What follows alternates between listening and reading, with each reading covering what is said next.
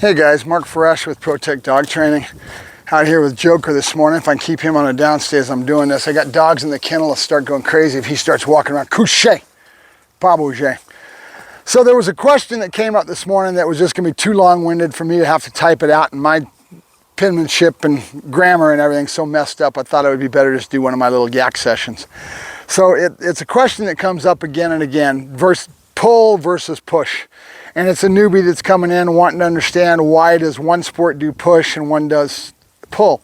And my answer in regards to this is to really look at the evolution of the sports.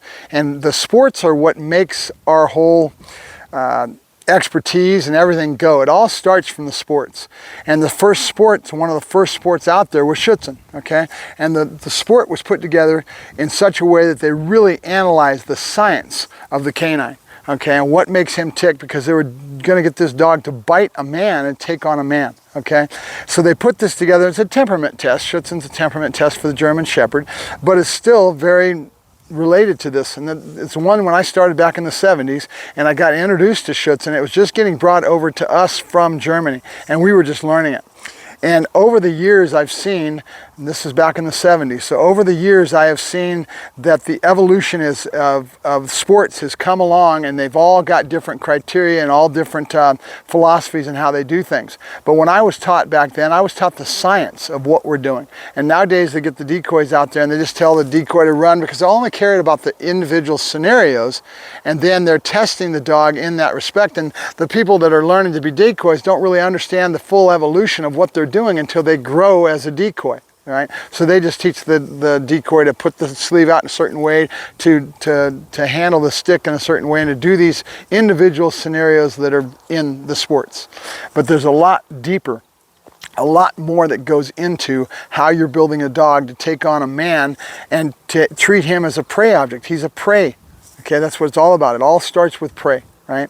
So the science of that is that the dog comes in, and when the dog goes out after prey, there's what's called the prey cycle. I don't think I'm saying that exactly right. The hunt cycle, prey cycle, whatever, but it's the science, and there's a lot of scientists that have done studies of the wolves and everything else that understand this whole prey cycle, right?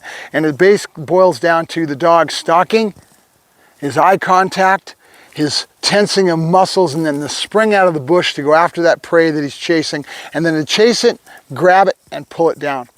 And the science of Schutzen started from all that, and that's forgotten. It's forgotten that this is what it's all about. To get the dog to do what he does is not a natural thing. To go after man and to fight man, to teach a dog to fight man is not a natural instinct. Okay, everything is related to the prey cycle, and we create this in the dog and how we build the dog, that we fool the dog. Joker, come here. Opie. Opie. No. I'll put you away. Couché. I told you couché, didn't I?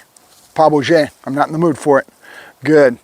So, in that respect, everything is revolved around that in the hunt cycle, where the dog goes out of the bush, goes after the prey, grabs it, and pulls it down. That's a pulling, okay? That's where it comes from with Schutzen, right? It's to take down that prey. And that's where it comes from.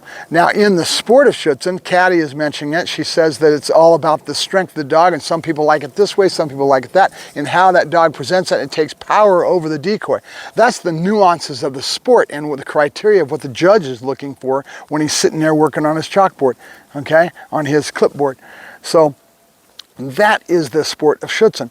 And now when you get into pushing, the suit came into it, and the suit came into it with the ring sport. But most of the ring sport, as far as French ring, is the legs and the entry and the esquive and the points that the dog loses when he doesn't make that bite. In ring sport, they really don't care about a full mouth bite as much as they do in other sports, right? But here's the evolution of what we've got going on that people don't get into in the deepness of it, right? The science that I talk about that's behind everything and how that dog is built comes from Schutzen. Right? Then you've got ring sport, and they developed a dog in a different way, but I'm sure there's a lot of science involved with that. You'd have to get somebody that's really heavy into ring to accent, that nucleus, that down deep. But then you have the evolution of society and how our sports are starting to evolve and the criteria of those sports. PSA, the gentleman that's the head of PSA, has a law enforcement background. He has law enforcement in his blood, and there's a reason that this pushing is coming. It's coming from the law enforcement circles, and now we have the internet, so this stuff is starting to kind of bleed into the civilian sector, because you see what they're doing and they're accenting how they're building the dog.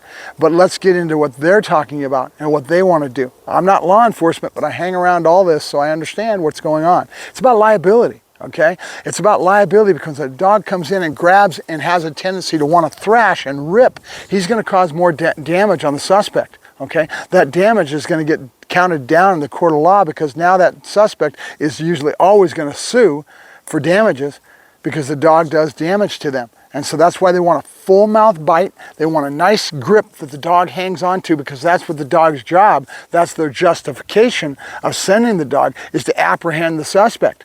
That's what the dog's attributes are when he's a pursuit dog. He's going out after the suspect, he's going to pull him down, but he's going to hold on to him until the law enforcement can get there to contain the suspect. The damage in between the time the dog makes contact, takes the suspect down, can be very dramatic if that dog is thrashing and ripping.